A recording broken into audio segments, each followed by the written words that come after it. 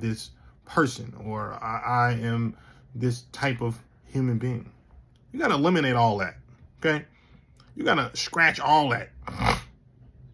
This ain't about trying to live up to some expectation. It's about wants versus needing. What do you want? At the bottom of your heart, what is it that you want for your life? Once you identify what it is that you want, now, take out a blank sheet of paper, write down every single possible thing you want in your life. Every single thing. Write it out and figure out the skills it's going to take you to acquire those things. Right? That's what it comes down to.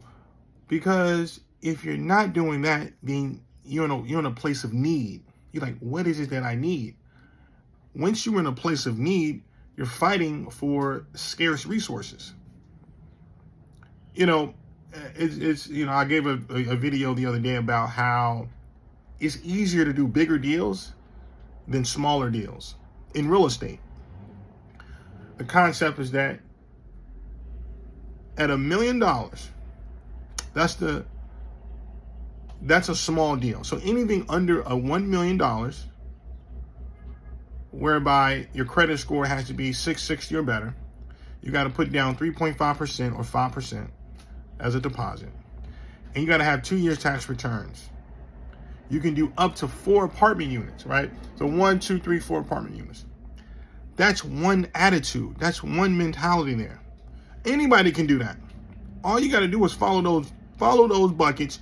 You're going to be able to qualify for 1 to 4 units under $1 million, as long as your credit score is 660 or better, and you have 2 year tax returns to show. Think about that.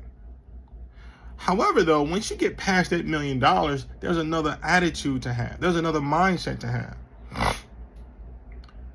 Because now you're looking at assets in a different way, right? You got to look for discounted assets. So if I find a multi-unit property for $5 million, that property is worth $8 million, right?